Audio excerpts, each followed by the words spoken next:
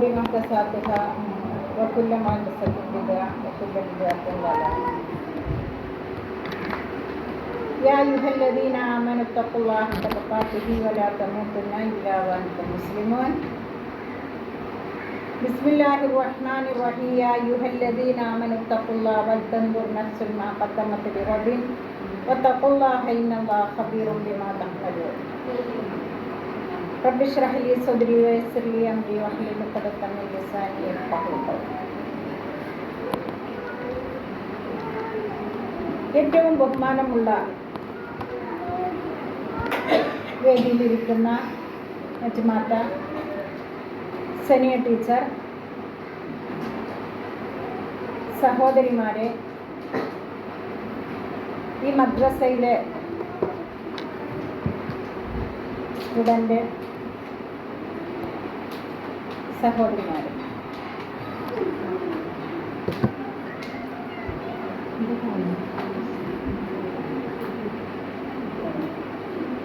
നമ്മൾ ഇവിടെ ഒരുമിച്ച് കൂടിയത്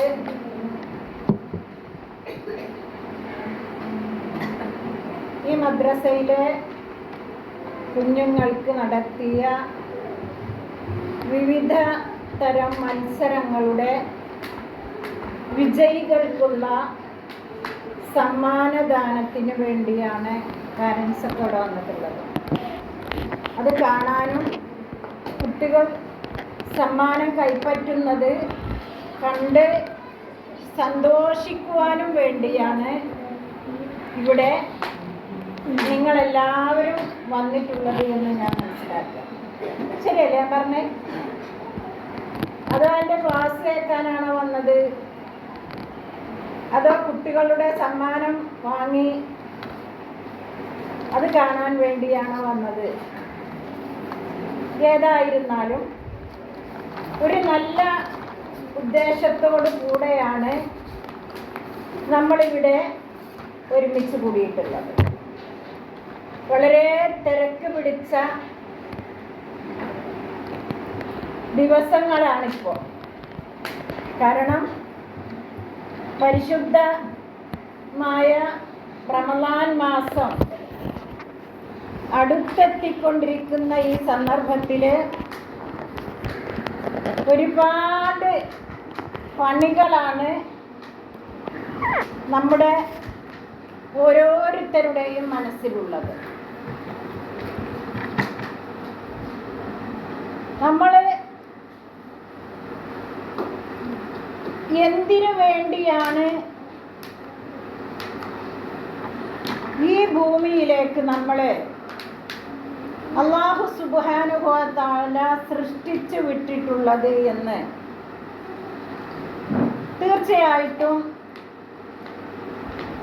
നമ്മളെല്ലാവരും മനസ്സിലാക്കേണ്ട അല്ലെങ്കിൽ മനസ്സിലാക്കിക്കൊണ്ടിരിക്കുന്ന കാര്യങ്ങളാണ്. സൂറത്തുൽ മുൽക്കിലൂടെ അല്ലാഹു സുബ്ഹാനഹു വ തആല നമ്മെ ഓർമ്മപ്പെടുത്തുന്നത് അതാണ്. തബാറക്കല്ലദീ ബിയദിഹിൽ മുൽക്കു വഹുവ അലാ കുല്ലി ഷൈഇൻ ഖദീർ അല്ലദീ ഖലഖൽ മൗത വൽ ഹയാത ലിയബ്ലുവക്കും അയ്യുക്കും അഹ്സനു അമല എന്നാണ് പരിശുദ്ധ ഖുർആൻ പറയുന്നത്. അല്ലദീ ഖലഖൽ മൗത വൽ ഹയാത, അല്ലാഹു മരണവും ജീവിതവും നിശ്ചയിച്ചിട്ടുള്ളത് ലിയബ്ലുവക്കും അയ്യുക്കും അഹ്സനു അമല, നിങ്ങളിൽ ആരാണ് നന്നായി പ്രവർത്തിക്കുന്നത് എന്ന് പരീക്ഷിക്കാൻ വേണ്ടിയാണെന്ന് പരിശുദ്ധ ഖുർആൻ പറയുന്നത്. നിങ്ങൾ ആരൊക്കെയാണ് പ്രവർത്തിക്കുന്നത് എന്ന് നോക്കാൻ നല്ല ഖുർആൻ പറഞ്ഞത്. നന്നായി അധ്വാനിക്കുന്നവരാരാണ്, നന്നായി പ്രവർത്തിക്കുന്നവരാരാണ് എന്നത് നിരീക്ഷിക്കുവാൻ വേണ്ടിയാണ് നിങ്ങൾക്ക് ഹയാത്തും മൗത്തും അല്ലാഹു നിശ്ചയിച്ചിട്ടുള്ളത് എന്ന് പരിശുദ്ധ ഖുർആൻ ഓർമ്മപ്പെടുത്തുന്നുണ്ട്. അപ്പോൾ നമ്മുടെ ജീവിതത്തിനൊരു ലക്ഷ്യമുണ്ട്. മരണശേഷമുള്ള നമ്മുടെ ജീവിത സുഖപ്രദവും ശാശ്വതവുമായ പാരത്രിക ജീവിതം മെച്ചപ്പെടുത്താൻ ഉതകുന്ന തരത്തിലുള്ള കർമ്മങ്ങൾ കൊണ്ട്, പ്രവർത്തനങ്ങൾ കൊണ്ട് തൻ്റെ ജീവിതത്തെ, ഈ തുച്ഛമായ ഈ ഭൗതിക ജീവിതത്തെ ധന്യമാക്കാനുള്ള ഒരു വേദി മാത്രമായിട്ടാണ് അല്ലാഹു സുബ്ഹാനഹു വ തആല ഈ ദുനിയാവിനെ കണക്കാക്കിയിട്ടുള്ളത്, നമുക്ക് വേണ്ടി സൃഷ്ടിച്ചിട്ടുള്ളത്. അല്ലാഹു സുബ്ഹാനഹു വ തആല നമുക്ക് ഒരുപാട് അനുഗ്രഹങ്ങൾ നൽകിയിട്ടുണ്ട്. ഒരുപാട് അനുഗ്രഹങ്ങൾ. അല്ലാഹു പറഞ്ഞതിൽ തഅദ്ദു നിഅമത്തല്ലാഹി ലാ തഹ്സുഹാനാണ്. അല്ലാഹുവിൻ്റെ അനുഗ്രഹങ്ങളെ നിങ്ങൾ എണ്ണി നോക്കുകയാണെങ്കിൽ ലാ തഹ്സുഹ, അത് തിട്ടപ്പെടുത്താൻ നിങ്ങൾക്ക് കഴിയില്ല എന്നാണ് പരിശുദ്ധ ഖുർആൻ പറയുന്നത്. എണ്ണിയാൽ ഒടുങ്ങാത്ത അനുഗ്രഹങ്ങൾ അല്ലാഹു നമുക്ക് നൽകിയിട്ടുണ്ട്, അല്ലേ? ആ റബ്ബിനെ മനസ്സിലാക്കാനും ആ റബ്ബിൽ വിശ്വസിക്കുവാനും ആ വിശ്വാസത്തിൽ അടിയുറച്ചുകൊണ്ട് ജീവിതത്തെ ക്രമപ്പെടുത്തിക്കൊണ്ട് സൽക്കർമ്മങ്ങളിലൂടെ, അമല സ്വാലിഹാത്തുകളിലൂടെ ജീവിതത്തെ ധന്യമാക്കുവാൻ വേണ്ടിയാണ് ഈ ദുനിയാവിൽ നമ്മൾ ശ്രമിക്കേണ്ടത് എന്ന് പരിശുദ്ധ ഖുർആൻ ഓർമ്മപ്പെടുത്തുന്നുണ്ട് നമ്മളെ. ആരാണ് റബ്ബ്? ആ റബ്ബ് നമുക്ക് നൽകിയതാണ് വിശ്വാസം, ഹിദായത്ത് എന്നത്, അല്ലേ? അല്ലാഹു നമുക്ക് സന്മാർഗം കാണിച്ചു തന്നിട്ടില്ലായിരുന്നെങ്കിൽ നമ്മൾ ആരും സന്മാർഗം ലഭിച്ചവരാകുമായിരുന്നില്ല. നമുക്ക് അല്ലാഹു നമ്മെ കണ്ടറിഞ്ഞു തന്നതാണ് ഈ ഹിദായത്ത്. ഖുർആനിന്റെ ആളുകളായി നമുക്ക് ജീവിക്കാൻ പറ്റുന്നു എന്നത് തന്നെ നമുക്ക് അല്ലാഹു നൽകിയിട്ടുള്ള ഏറ്റവും വമ്പിച്ച ഒരനുഗ്രഹമാണ് എന്ന് പറയാതിരിക്കാൻ വയ്യ. ഖുർആൻ ഓരോ മനുഷ്യനിലേക്കും അവതരിക്കപ്പെട്ടതാണ്. ഖുർആനിന്റെ ഓരോ അഭിസംബോധനകളും മനുഷ്യരോടാണ് കൂടുതലായിട്ടുള്ളത്. മുസ്ലിമീങ്ങളെ എന്നല്ല, മുഅ്മിനീങ്ങളെ എന്ന് മാത്രമല്ല, മനുഷ്യരെ എന്ന് വിളിച്ചുകൊണ്ട് പരിശുദ്ധ ഖുർആൻ പറയുന്ന ഒരുപാട് കാര്യങ്ങളുണ്ട്. ആ പരിശുദ്ധ ഖുർആനിൻ്റെ അവതരണ മാസമായ റമളാനിനെ സ്വീകരിക്കാനാണ് നമ്മൾ ഇത്രയൊക്കെ വേജാറോടും വെപ്രാളത്തോടും കൂടി നമ്മൾ വീട്ടുപണികളൊക്കെ ചെയ്തു തീർക്കുന്നത്. ഇത് ഞാൻ മനസ്സിലാക്കുന്ന ഒരു കാര്യം, കഴിഞ്ഞൊരു തവണ പാരൻസ് മീറ്റിങ്ങിന് ഞാൻ ഇവിടെ വന്നപ്പോൾ ഒരു പക്ഷേ ഇതിനേക്കാൾ കൂടുതൽ ഉമ്മമാരുണ്ടായിരുന്നു എന്ന് ഞാൻ ആലോചിക്കുകയാണ്. ഇന്ന് ഒരുപാട് ആളുകളെ ഇതിൽ വരാതിരിക്കാൻ പ്രേരിപ്പിക്കുന്നത് നമ്മുടെ പാരത്രികമായ കാര്യങ്ങൾക്ക് വേണ്ടി നീക്കിവെച്ചതല്ല, മറിച്ച് ദുനിയാവിൻ്റെ കാര്യങ്ങളുമായി ഇടപെട്ടുകൊണ്ടാണ് നമുക്ക് ഇത്തരം പരിപാടികളിലേക്ക് എത്തിപ്പെടാൻ പറ്റാത്തതും നമുക്ക് സമയം കിട്ടാത്തതും. റമളാൻ, അതിനെ സ്വീകരിക്കാൻ വേണ്ടി നമ്മൾ തയ്യാറാകുമ്പോൾ വീടും പരിസരങ്ങളും ഉപയോഗിക്കുന്നതും ഉപയോഗിക്കാത്തതുമായ വസ്തുക്കളൊക്കെ ഞാൻ ആദ്യമേ ഓതി വെച്ച ആയത്ത് നോക്കൂ നിങ്ങൾ. യാ അയ്യുഹല്ലദീന ആമനൂ, അല്ലയോ വിശ്വസിച്ചവരെ, സത്യവിശ്വാസികളെ, ഇത്തഖുല്ലാഹ്, നിങ്ങൾ അല്ലാഹുവിനെ സൂക്ഷിക്കണം കേട്ടോ എന്നാണ് പരിശുദ്ധ ഖുർആൻ പറയുന്നത് നമ്മളോട്, ഓരോരുത്തരോടുമാണ്. അല്ലാഹുവിൻ്റെ ഖുർആൻ അള്ളാഹിൻ്റെ നിയമങ്ങളാണ്, അല്ലാഹുവിൻ്റെ കലാമാണ് അല്ലാഹുവിൻ്റെ ഖുർആൻ. അല്ലാഹുവിൻ്റെ കലാം എന്ന് പറഞ്ഞാൽ നമ്മളോടുള്ള സംസാരമാണ്. ഖുർആനിലെ ഓരോ കാര്യങ്ങളും അല്ലാഹു പറയുന്നത് നമ്മളോട് ഓരോരുത്തരുമാണ് എന്ന തിരിച്ചറിവ് നമുക്കുണ്ടാകണം. ഖുർആൻ എന്നത് ഓതാനുള്ളത് മാത്രമല്ല, മറിച്ച് പഠിക്കാനും ജീവിതത്തിൽ പകർത്തിക്കൊണ്ട് ജീവിതത്തെ ശുദ്ധീകരിക്കാനും അതിനെ വിജയത്തിലേക്ക് എത്തിക്കുവാനും വേണ്ട മുഴുവൻ കാര്യങ്ങളും ഉൾക്കൊള്ളുന്ന പരിശുദ്ധ ഖുർആനിൻ്റെ ആളുകളായ നമ്മൾ ഖുർആനിനെ വെറും ഓതിത്തീർക്കുന്ന ഒരവസ്ഥയിലേക്ക് നമ്മളതിനെ മാറ്റി നിർത്തിക്കൂടാ. കാരണം പരിശുദ്ധ ഖുർആൻ അള്ളാഹുവിൻ്റെ കലാമാണ്. അള്ളാഹുവിൻ്റെ കലാം നമ്മളോടാണ് സംസാരിക്കുന്നത്.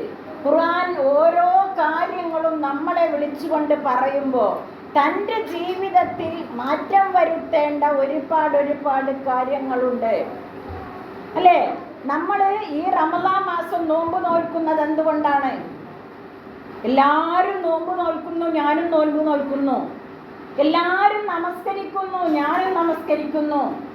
എല്ലാവരും സക്കാത്ത് കൊടുക്കുന്നു, ഞാനും അതുപോലെ കൊടുക്കുന്നു എന്നതിലുപരി താൻ ചെയ്യുന്ന ഓരോ ഇബാദത്തുകളും അള്ളാഹുവിൻ്റെ നിർദ്ദേശമാണെന്നും അള്ളാഹു കൽപ്പിച്ചത് കൊണ്ടാണ് ഞാനത് നിർവഹിക്കുന്നത് എന്ന ഒരു തിരിച്ചറിവോടുകൂടി നമ്മൾ ചെയ്യുമ്പോൾ തീർച്ചയായിട്ടും നമുക്ക് അതിൻ്റെതായ പ്രതിഫലം സർവശക്തനായ തമ്പുരാൻ നൽകുമെന്നതാണ്.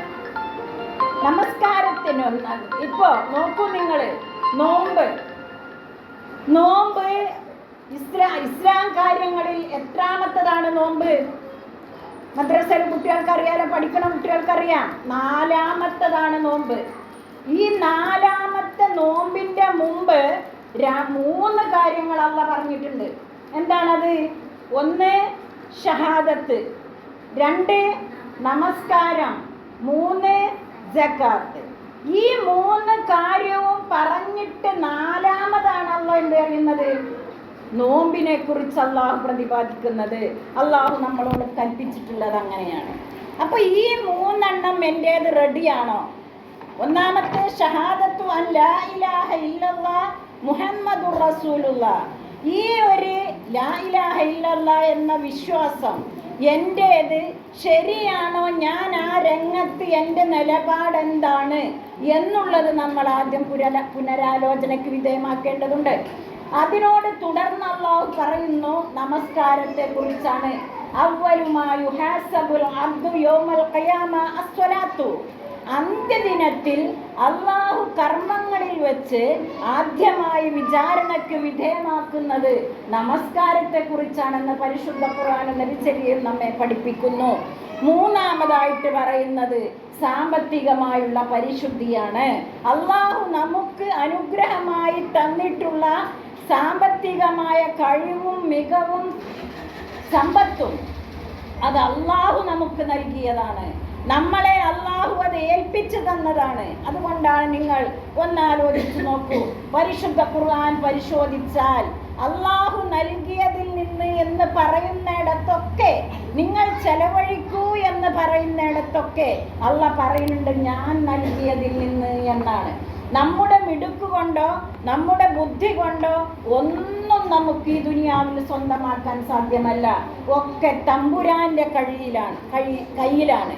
ആ റബ്ബിലുള്ള വിശ്വാസം തൻ്റെ ജീവിതത്തിൽ നടക്കുന്ന മുഴുവൻ കാര്യങ്ങളും ഖൈറാവട്ടെ ഷർറാവട്ടെ, പ്രയാസമാകട്ടെ സന്തോഷമാകട്ടെ, ദുഃഖമാകട്ടെ സമാധാനമാകട്ടെ, ഒക്കെ എൻ്റെ റബ്ബിൻ്റെ തീരുമാനമാണ് എന്ന ഒരു വിശ്വാസത്തിലേക്ക് നമ്മൾ എത്തിച്ചേരേണ്ടതുണ്ട്.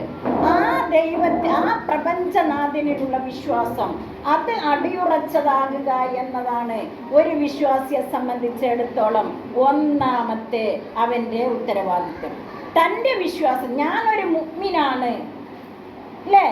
അല്ലാഹു സുബ്ഹാനഹു വ തആല സൂറത്തുൽ അഹ്കാഫിലൂടെ നമ്മെ ഓർമ്മപ്പെടുത്തുന്നുണ്ട്. പ്രിയമുള്ളവരെ, ഇന്നല്ലദീന ഖാലു റബ്ബുനല്ലാഹ്, എൻ്റെ റബ്ബ് അല്ലാഹയാണെന്ന് പറയുന്നവർ, സുമ്മസ്തഖാമു, പിന്നീട് നേരായ കർമ്മങ്ങളിലൂടെ, അമലുസ്വാലിഹാത്തുകളിലൂടെ, പുണ്യകർമ്മങ്ങളിലൂടെ, ഇബാദാത്തുകളിലൂടെ ഒരു കളങ്കവും തട്ടാതെ പടച്ചവനാണ് എൻ്റെ റബ്ബെന്ന വിശ്വാസത്തോടുകൂടി ഇബാദത്തുകളിൽ മുഴുകിക്കൊണ്ട് ജീവിതത്തെ ശുദ്ധീകരിക്കുമ്പോൾ, ജീവിതത്തെ ശുദ്ധീകരണം നടത്തുമ്പോൾ, വലാ ഖൗഫുൻ അലൈഹിം വലാ ഹും യഹ്സനൂൻ, അവർക്ക് ഇഹലോകത്ത് ലോകത്തിലും പരലോകത്തിലും സങ്കടപ്പെടേണ്ടതില്ല, ഭയപ്പെടേണ്ടതില്ല എന്ന് പരിശുദ്ധ ഖുർആൻ പറയുന്നുണ്ട്.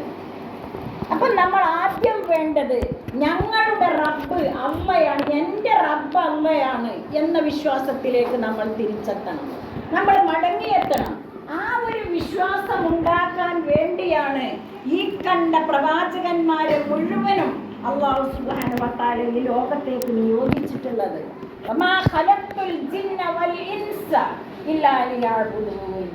എന്നെ ആരാധിക്കാനല്ലാതെ ഈ മനുഷ്യനെയും ജിന്നിനെയും നാം സൃഷ്ടിച്ചിട്ടില്ല എന്ന് പരിശുദ്ധ ഖുർആൻ പറയുന്നുണ്ട്. അപ്പം മനുഷ്യരെയും മാത്രമല്ല, അള്ളാഹു സൃഷ്ടിച്ചിട്ടുള്ള മുഴുവൻ ജീവജാലങ്ങളും അള്ളാഹുവിന് വേണ്ടി വിധേയത്വപ്പെടണം, അള്ളാഹുവിന് വേണ്ടി കീഴൊതുങ്ങിക്കണം, അള്ളാഹുവിന് വേണ്ടി ആരാധനകൾ നടത്തണം എന്ന ഒരു ഉദ്ദേശത്തോടു കൂടെയാണ് അള്ളാഹു സുബ്ഹാനഹു വ തആല നമ്മെ സൃഷ്ടിച്ചിട്ടുള്ളത്. അപ്പൊ അള്ളാഹുവിനെ മാത്രം ആരാധിക്കുക എന്ന ആ വിശ്വാസത്തിലേക്ക് ഞാൻ എത്തുമ്പോൾ റബ്ബനല്ലാ, എൻ്റെ റബ്ബ് അള്ളയാണ്. ആരാണ് റബ്ബ്? റബ്ബ് എന്ന് പറഞ്ഞാൽ ആരാണ്? പ്രപഞ്ചത്തെ സൃഷ്ടിച്ചവൻ, പ്രപഞ്ചത്തിലുള്ള ജീവജാലങ്ങളെ സൃഷ്ടിച്ചവൻ, നമ്മുടെ കണ്ണുകൊണ്ട് കാണാൻ പറ്റാത്ത ഒറ്റ ശ്വാസമുള്ള അമീബ മുതൽ ഏറ്റവും കൂടുതൽ ലക്ഷക്കണക്കിന് കോശങ്ങളുള്ള വലിയ വലിയ ജന്തു ജീവജാലങ്ങളെ വരെ അല്ലാഹു സുബ്ഹാനഹു വ തആല ഒരു മുൻമാതൃകയുമില്ലാതെ, ഒരാളെയും അനുകരിക്കാതെ അല്ലാഹു ഏകനായി സൃഷ്ടിച്ച ആ പ്രപഞ്ചകർത്താവിനെ നമ്മൾ അംഗീകരിക്കുക എന്നതാണ്. നോക്കൂ നിങ്ങൾ, നമ്മൾ ഓരോരുത്തരും അള്ളാഹുവിലേക്ക് അള്ളാഹുവിനെ കുറിച്ച് അറിയണം. നമ്മൾ ആരാണ് റബ്ബ് എന്നറിയാതെ എൻ്റെ റബ്ബേ എന്ന് വിളിച്ചത് കൊണ്ട് യാതൊരു ഫലവുമില്ല എന്ന് പരിശുദ്ധ ഖുർആൻ പറയുന്നുണ്ട്. റബ്ബ് എൻ്റെ റബ്ബേ എന്ന് നമ്മൾ അള്ളാഹുവിനോട് വിളിച്ച് പ്രാർത്ഥിക്കുമ്പോൾ ആരാണ് എൻ്റെ റബ്ബ്? എൻ്റെ സങ്കടങ്ങൾ കാണുന്നവൻ, എൻ്റെ പ്രശ്നങ്ങൾ കാണുന്നവൻ, എന്നെ കാണുന്നവൻ, എന്നെ പടച്ചവൻ, എൻ്റെ മുമ്പുള്ളവരെ പടച്ചവൻ. സൂറത്തു അൽ ബഖറയിലെ പരിശുദ്ധ ഖുർആൻ പറഞ്ഞില്ലേ, യാ അയ്യുഹന്നാസ്, മനുഷ്യരെ എന്ന് വിളിച്ചിട്ടാണ് പറയുന്നത്. മുസ്ലിമീങ്ങളെ എന്നല്ല, മുഅ്മിനീങ്ങളെ എന്നല്ല, വിശ്വാസിനികളെ എന്നല്ല, മറിച്ച് യാ അയ്യുഹന്നാസ്, മനുഷ്യരെ, ഉഅ്ബുദൂ റബ്ബക്കും, നിങ്ങൾ നിങ്ങളുടെ റബ്ബിനെ ആരാധിക്കണം. നോക്കൂ നിങ്ങൾ, എല്ലാ രംഗത്തും റബ്ബ് എന്ന ഉപയോഗമാണ് ഖുർആനിൽ ഏറ്റവും കൂടുതൽ കാണാൻ പറ്റുന്നത്. പ്രാർത്ഥിക്കുന്നിടത്ത് എല്ലായിടത്തും നിങ്ങൾ നോക്ക്, റബ്ബന ആതിന ഫിദ്ദുനിയ ഹസന വഫിൽ ആഖിറതി ഹസനത വഖിനാ അദാബന്ന. റബ്ബ് എന്നുള്ള ആ പ്രയോഗമാണ് ഏറ്റവും കൂടുതൽ പരിശുദ്ധ ഖുർആൻ ഉപയോഗിച്ചിട്ടുള്ളത്. ആരാണ് റബ്ബ്? ആ റബ്ബ് എന്നെ സൃഷ്ടിച്ചവനാണ്. ഉഅ്ബുദൂ റബ്ബക്കുമുല്ലദീ ഖലഖക്കും, നിങ്ങളെ പടച്ച നിങ്ങളെ റബ്ബിനെ നിങ്ങൾ ആരാധിക്കണം. മാത്രമല്ല മിൻ ഖബ്ലിക്കും, നിങ്ങൾക്ക് മുമ്പുള്ളവരെ പടച്ചവനുമായ. അത് മതി നമുക്ക് വിശ്വസിക്കാൻ. പോരെ, നമ്മളെ പടച്ചു എന്ന് മാത്രമല്ല, നമുക്ക് വേറൊരു ശക്തി, എൻ്റെ മുൻകഴിഞ്ഞ ആളുകള് അല്ലെങ്കിൽ എൻ്റെ വല്യപ്പപ്പാരും കൂട്ടത്തിൽ നിന്ന് ജനിക്കപ്പെട്ടതാണ് ഞാൻ എന്ന് പറയാൻ കൂടി യാതൊരു അവകാശവും ഇല്ലാത്ത രൂപത്തിൽ അള്ളാഹു ആ ഭാഗം വളരെ കണിഷ്ഠമായും വ്യക്തമായും നമ്മളെ ഓർമ്മപ്പെടുത്തിയത്. ഉഅ്ബുദൂ റബ്ബക്കുമുല്ലദീ ഖലഖക്കും വല്ലദീന മിൻ ഖബ്ലിക്കും ലഅല്ലക്കും തത്തഖൂൻ. നിങ്ങൾ സൂക്ഷിച്ച് ജീവിക്കാൻ വേണ്ടിയാണ് അള്ളാഹ് അത്രത്തോളം പറഞ്ഞത്. നിങ്ങളെ പടച്ചത് ഞാനാണ്, നിങ്ങളെ മുമ്പുള്ളവരെ പടച്ചതും ഞാനാണ്. ആ മുമ്പുള്ളവർ എന്ന് പറഞ്ഞാൽ ആരൊക്കെ പെടും? നിങ്ങൾക്ക് മുമ്പുള്ളവരെന്ന് പറഞ്ഞാൽ ആരൊക്കെ പെടും? നമ്മുടെ വാപ്പമാര് പെടും, വാപ്പാന്റെ വാപ്പമാര് പെടും, പ്രവാചകന്മാർ പെടും, സിദ്ദീഖീങ്ങൾ പെടും, ഖുലഫാഉ റാഷിദീങ്ങൾ പെടും, ശുഹദാക്കൾ പെടും. അങ്ങനെ അങ്ങനെ ഈ ലോകത്ത് കഴിഞ്ഞു പോയിട്ടുള്ള മുഴുവൻ ആളുകളെയും സൃഷ്ടിച്ചവനായ എന്നെ നിങ്ങൾ ആരാധിക്കണം. പക്ഷേ നമ്മളിന്ന് കണ്ടുകൊണ്ടിരിക്കുന്നത് എന്താണ്? ആരാധനാ രംഗത്ത്, പ്രാർത്ഥനാ രംഗത്ത് ഈ റബ്ബിനെ സൗകര്യപൂർവ്വം മാറ്റി നിർത്തിക്കൊണ്ട് മരിച്ച അല്ലാഹ് സൃഷ്ടിച്ച സൃഷ്ടികളോട് പ്രാർത്ഥിക്കുന്ന ഒരുപാട് കാഴ്ചകൾ നമ്മൾ കാണുന്നുണ്ട്. കാണില്ലേ? ഇല്ലേ? അള്ളാഹുവേ എന്ന് വിളിക്കുന്നതിന് പകരം അള്ളാഹുവിന്റെ പടപ്പുകളെ വിളിച്ച് പ്രാർത്ഥിച്ചുകൊണ്ട് സമാധാനിക്കുന്നവരുണ്ട് നമ്മുടെ കൂട്ടത്തില്. ആ വിശ്വാസം അള്ളാഹു ഒരിക്കലും പൊറുക്കൂല. എന്ത് തെറ്റുണ്ടെങ്കിലും അല്ല പൊറുക്കാം. പക്ഷേ അള്ളാഹുവിന്റെ കൂടെ ആരെയെങ്കിലും പങ്കു ചേർത്തുകൊണ്ട് പ്രാർത്ഥിക്കുന്നത് അള്ളാഹു ഒരിക്കലും പൊറുക്കുകയോ ഇഷ്ടപ്പെടുകയോ ഇല്ല. ഇന്നല്ലാഹ യഗ്ഫിറു ദുനൂബ ജമീഅൻ, എല്ലാ പാപങ്ങളും അല്ലാഹു പൊറുത്തേക്കാം, ഇല്ല ശിർക്ക് ഒഴികെയെന്ന്. വേറെ സ്ഥലത്ത് പരിശുദ്ധ ഖുർആൻ പറഞ്ഞു എല്ലാ പാപങ്ങളും അല്ലാഹു പൊറുക്കും. പക്ഷേ ഇന്ന ശിർക ലദുൽമുൻ അളീം, ശിർക്ക് എന്നത് മഹാപാതകമാണെന്ന് ഖുർആൻ പഠിപ്പിച്ചു. നുൽമാണത് അല്ലേ? നോക്കിങ്ങള് ഇതൊക്കെ അനുഭവിക്കുക. നമ്മള് അള്ള തന്ന വെള്ളം, ആരാണ് നമുക്ക് വെള്ളം ഇറക്കി തന്നത്? ആരാണ്? അള്ളാഹുവാണ്. ആ അള്ള ചോദിക്കുന്നുണ്ട്, അഫറഅയ്തും മാ അല്ലദീ തശ്റബൂൻ, സൂറത്തുൽ വാഖിയയിൽ അള്ള ചോദിക്കണേ, നിങ്ങൾക്കറിയില്ലേ ആരാ നിങ്ങൾക്ക് വെള്ളം തന്നത്? നിങ്ങൾക്ക് കുടിക്കാനുള്ള വെള്ളം ആരാണ് തന്നത്? അഅൻതും അൻസൽതുമൂഹു മിനൽ മുസ്ൻ, മേഘങ്ങളിൽ നിന്ന് വെള്ളം ഇറക്കിയത് നിങ്ങളാണോ? അന്നഹ്നുൽ മുൻസിലൂൻ, അതോ ഞാനാണോ? അല്ല ചോദിക്കാൻ നമ്മളോട്. നിങ്ങൾക്ക് ദാഹിക്കുമ്പോൾ കുടിക്കാനുള്ള വെള്ളം, പാചകം ചെയ്യാനുള്ള വെള്ളമില്ലെങ്കിൽ നമ്മുടെ ജീവിതം നിലനിൽപ്പില്ല എന്ന് അറിയുന്ന തമ്പുരാൻ ആ വെള്ളം തന്നിട്ട് അല്ല ചോദിക്കാണ്, ആരാ തന്നത്? ഞാനാണോ നിങ്ങളാണോ എന്ന്. അല്ലേ? ശാസ്ത്രം ഒരുപാട് പുരോഗമിച്ചു എൻ്റെ പ്രിയമുള്ള സഹോദരിമാരെ. നമ്മൾ പഠിച്ചില്ലേ രസതന്ത്രത്തിലൊക്കെ, 10ാം ക്ലാസ്സിലും 7ാം ക്ലാസ്സിലും 5ാം ക്ലാസ്സിലും ഒക്കെ നമ്മൾ പഠിച്ചു. എന്ത്? ഹൈഡ്രജനും ഓക്സിജനും കൂടി കലർന്ന എന്തുണ്ടാവും? കുട്ടികൾക്കറിയാം എന്തുണ്ടാവും? വെള്ളം ഉണ്ടാവും. ഹൈഡ്രജനും ഓക്സിജനും സംഘടിച്ചാൽ എന്തുണ്ടാകും? വെള്ളമുണ്ടാകുമെന്ന് ശാസ്ത്രം പറഞ്ഞു. എത്രയോ രാജ്യങ്ങളിൽ വെള്ളം കിട്ടാതെ, മഴ കിട്ടാതെ, വരൾച്ച മൂലം ചത്തൊടുങ്ങി, ജീവജാലങ്ങൾ ചത്തൊടുങ്ങിയപ്പോ എന്തേ ആരും ഈ ഹൈഡ്രജനും ഓക്സിജനും കൂട്ടിയിട്ട് വെള്ളം ഉണ്ടാക്കാതിരുന്നത്? ഉണ്ടാക്കാൻ പറ്റിയോ? ഏതെങ്കിലും ഒരു രാജ്യത്ത് ഞങ്ങൾ ഹൈഡ്രജനും ഓക്സിജനും കൂട്ടി വെള്ളം ഉണ്ടാക്കി ഇവിടുത്തെ വരൾച്ച നിയന്ത്രിക്കാൻ ഞങ്ങളെ കൊണ്ട് പറ്റിയെന്ന് ആരെങ്കിലും പറഞ്ഞതായിട്ട് നമ്മൾ കേട്ടോ?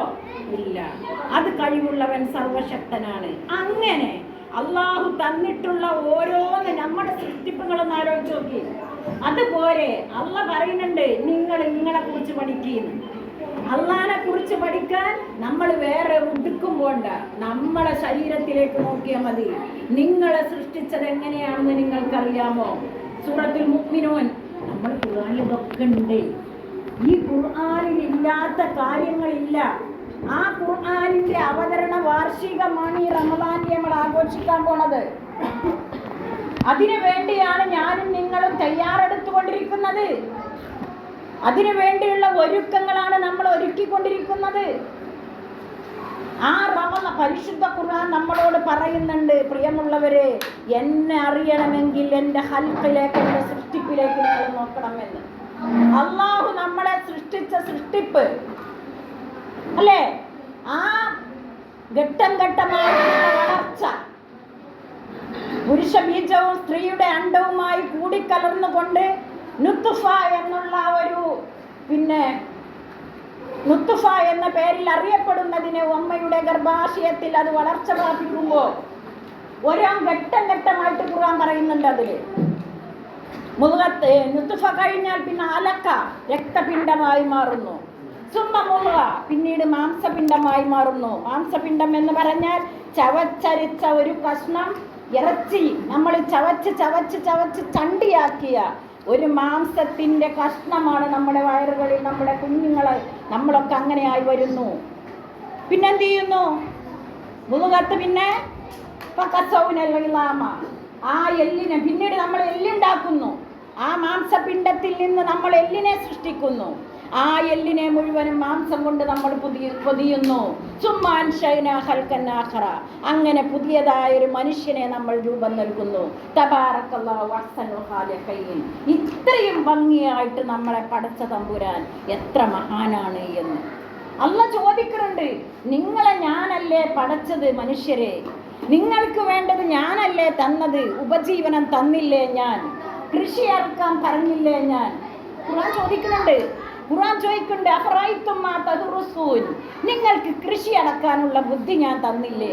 കൃഷിക്ക് വേണ്ട വിഭവങ്ങൾ തന്നില്ലേ? ആവശ്യാനുസരണം വെള്ളം തന്നില്ലേ? അതിനു വേണ്ട വളമിട്ട് കൊടുക്കേണ്ട രൂപത്തിലുള്ള അതിൻ്റെ ആവശ്യങ്ങൾ ഞാൻ നിറവേറ്റി തന്നില്ലേ? ഖുർആൻ ചോദിക്കുന്നുണ്ട്.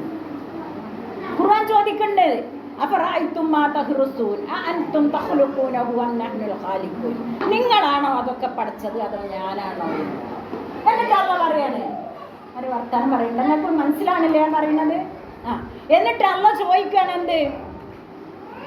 എന്നിട്ട് അള്ളാഹ് ചോദിക്കുക, കൃഷി ഇറക്കാനുള്ള എല്ലാ സാധനങ്ങളും സാമഗ്രികളും നിങ്ങൾക്ക് ഞാൻ തന്നിട്ട് വലൗ നശാഉ ലജഅൽനാഹു ഹുത്വാമൻ, ഒന്നിനും പറ്റാത്ത, ഒന്നിനും അവർ നമ്മൾ നല്ല വിത്ത് വിതച്ചു, നല്ല വളം ഇട്ട് കൊടുത്തു, അതിനാവശ്യമായ മുഴുവൻ പരിചരണവും കൊടുത്തു. പക്ഷേ വിളവെടുപ്പിൻ്റെ സമയമായപ്പോഴേക്ക് അതെങ്ങനെയെങ്കിലും നശിപ്പിക്കപ്പെട്ടു പോയാൽ വലൗ നശാഉ ഹുത്വാമൻ ഫളൽതും തഹഖു, അല്ലേ? എന്താണ് ആ ചോദ്യങ്ങളെന്ന് ആലോചിച്ച് നോക്കി. സങ്കടപ്പെട്ട് വേദനപ്പെട്ട് നിങ്ങൾക്ക് നിൽക്കുമ്പോൾ അതിൽ നിന്ന് നിങ്ങൾക്ക് മോചനം തന്നില്ലേ ഞാൻ എന്ന് പരിശുദ്ധ ഖുർആൻ ചോദിക്കുന്നുണ്ട്. അപ്പൊ അള്ളാഹു നമ്മുടെ ഓരോന്നിനെയും നിങ്ങളൊന്ന് ആലോചിച്ച് നോക്ക്. നമ്മുടെ സൃഷ്ടിപ്പ് പരിശുദ്ധ ഖുർആൻ ചോദിച്ചില്ലേ, അലം നജ്അൽ ലഹു ഐനൈൻ, 2 കണ്ണ് ഞാൻ തന്നില്ലേ? ആ കണ്ണിനെ ഞാൻ വെക്കേണ്ട സ്ഥാനത്ത് വെച്ചില്ലേ? നമ്മുടെ ഈ 2 കണ്ണുകളും നമ്മുടെ തലയുടെ പിന്നിലായിരുന്നെങ്കിൽ നമ്മുടെ ജീവിതം എത്ര ദുസ്സഹമാണ്. ആരെങ്കിലും നമ്മളെ മുഖത്തേക്ക് നോക്കുവോ? ആരെങ്കിലും നമ്മളെ കണ്ടാൽ ഓടി അകലുന്ന ഒരവസ്ഥയിലേക്ക് വിരൂപമായ രൂപത്തിലാണ് നമ്മളെ സൃഷ്ടിക്കപ്പെടുന്നതെങ്കിൽ നമുക്ക് വല്ല കൈകടത്തലും അതിൽ നടത്താൻ പറ്റുമോ? നമുക്ക് വല്ലതും ചെയ്യാൻ പറ്റുമോ? 2-ാം മാസത്തിൽ സ്കാൻ ചെയ്യും, 3-ാമത്തിൽ സ്കാൻ ചെയ്യും, 4 സ്കാൻ ചെയ്യും, 10 മാസം വരെ സ്കാൻ ചെയ്താലും ചിലപ്പോൾ ആ ഒരു സൃഷ്ടിപ്പിൻ്റെ രഹസ്യങ്ങൾ അറിയാനും അതിന് എന്തെല്ലാം സംഭവിക്കുമെന്നറിയാനും ശാസ്ത്രം എത്ര പുരോഗമിച്ചാലും അത് അള്ളാഹു മാത്രം സ്വന്തമാക്കിയ മഫാത്തിഹുൽ ഗൈബ് എന്നുള്ള പറഞ്ഞ 5 കാര്യങ്ങളിൽ ഒന്നാണ് ഗർഭാശയത്തിൽ എന്ത് സംഭവിക്കുന്നു എന്നത് അള്ളാഹു മാത്രം അറിയുന്നതാണ്, അല്ലേ? അത് എന്ത് തന്നെയാണെങ്കിലും അത് അള്ളാഹുവിൻ്റെ കണക്ക് പ്രകാരമാണ് അള്ളാഹു സ്വന്തമാക്കി വെച്ച അറിവുകളിൽപ്പെട്ടതാണ് പറഞ്ഞുകൊണ്ടുവരുന്നത്. ഇങ്ങനെയുള്ള റബ്ബിനെ എല്ലാ അനുഗ്രഹങ്ങളും നൽകി, എല്ലാ സൗകര്യങ്ങളും നൽകി, ആയുസ്സും ആരോഗ്യവും സമ്പത്തും എല്ലാം തന്നിട്ട് അള്ളാഹു പറയുന്നു, ഉഅ്ബുദൂ റബ്ബക്കും, നിങ്ങൾ റബ്ബിനെ മാത്രം ആരാധിക്കണം കേട്ടോ. വമാ ഉമിറൂ ഇല്ലാ ലിയഅ്ബുദുല്ലാഹ മുഖ്ലിസീന ലഹുദ്ദീൻ, പടച്ചോനോടല്ലാതെ നിങ്ങൾ ആരാധിക്കരുത് കേട്ടോ. നിങ്ങൾ ആരോട്? മൺമറഞ്ഞ മഹാത്മാക്കളോടോ, ജിന്നിനോടോ, മലക്കിനോടോ, അതുപോലെ തന്നെ മൺമറഞ്ഞിട്ട് പോലുള്ള മൗലിയാക്കളോടോ, മഹാത്മാക്കളോ, ജീവിച്ചിരിക്കുന്ന ദൈവങ്ങളോടോ, മനുഷ്യ ദൈവങ്ങളോടോ, ആൾ ദൈവങ്ങളോടോ നിങ്ങൾ വിളിച്ച് പ്രാർത്ഥിക്കരുത്.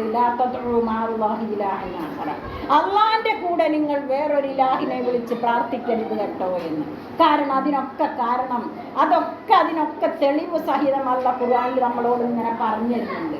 ഇതുകൊണ്ടാണ് ഞാൻ പറയുന്നത്, നിങ്ങൾക്കൊരു ഈച്ചനെ പോലും പടക്കാൻ പറ്റില്ല. മറ്റൊരു സ്ഥലത്ത് ഖുർആൻ പറഞ്ഞു, അള്ളാഹു അല്ലാതെ ആരാധനയ്ക്ക് വിളിച്ച് തേടുന്ന ആളുകളുണ്ടല്ലോ നിങ്ങൾ, നമ്മള് അമ്പർത്ത തങ്ങളെ, ബദരീങ്ങളെ, അല്ല അതുപോലുള്ള വലിയ വലിയ മുഹീദ്ദീൻ ഷെയ്ഖെ എന്നൊക്കെ വിളിച്ച് പ്രാർത്ഥിക്കുമ്പോൾ അവർക്ക് ഒരു ഈച്ചയെ പടക്കാൻ പറ്റുമോ എന്നാ ഖുർആൻ ചോദിക്കുന്നത്. പോട്ടെ, ഒരു ഈച്ച, നമ്മൾ ഭക്ഷണത്തിൽ നിന്ന് ഒരു ഈച്ച എടുത്തോണ്ടോ എന്ന് വിചാരിക്കുക. ആ ഒറ്റ ഈച്ചയിൽ നിന്ന് തിരിച്ചു വാങ്ങി നമ്മുടെ പ്ലേറ്റിലേക്ക് ഇടാൻ നമ്മളെ കൊണ്ട് പറ്റുമോ? ഈച്ച എന്ന് പറഞ്ഞാൽ എത്രയോ ചെറിയ, നമ്മളെക്കാളും ചെറിയൊരു ജീവി. ആ ജീവി നമ്മുടെ കയ്യിൽ നിന്ന് വല്ലതും കൊണ്ടുപോയാൽ അതൊന്ന് വാങ്ങാൻ നമുക്ക് പറ്റുമോ? എന്നാ ഖുർആൻ പറഞ്ഞത്. ആ മത്ലൂബ്, ആവശ്യപ്പെടുന്നവനും എത്ര നിസ്സാരൻ, അതുപോലെ തന്നെ ആവശ്യപ്പെടുന്നവനും എത്ര നിസ്സാരൻ, മനുഷ്യനും ഈച്ചയും എത്ര നിസ്സാരനാണ് എന്നാണ് ഖുർആൻ പറയുന്നത്. അപ്പം ഒന്ന് ആലോചിച്ച് നോക്കൂ നിങ്ങൾ പ്രിയമുള്ളവരെ, ഇങ്ങനെയുള്ള റബ്ബിൻ്റെ ആരാധന വിശ്വാസത്തിലേക്ക് നമ്മൾ മടങ്ങണം. എൻ്റെ ഓരോ കാര്യങ്ങളും അള്ളാഹുവാണ് നിരീക്ഷിക്കുന്നത്.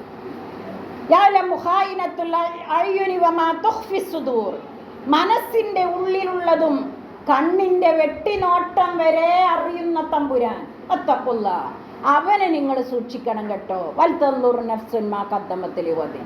നാളേക്ക് വേണ്ടി ഞാൻ എന്താണ് ഒരുക്കി വെച്ചിട്ടുള്ളത് എന്നതിനെക്കുറിച്ച് ചിന്തിക്കാൻ ഖുർആൻ പറയുന്നുണ്ട് നമ്മളോട്.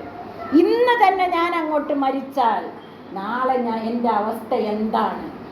ഒരുപാട് സ്വാധീനങ്ങളും സമ്പത്തും ഒക്കെ നമുക്കുണ്ട്.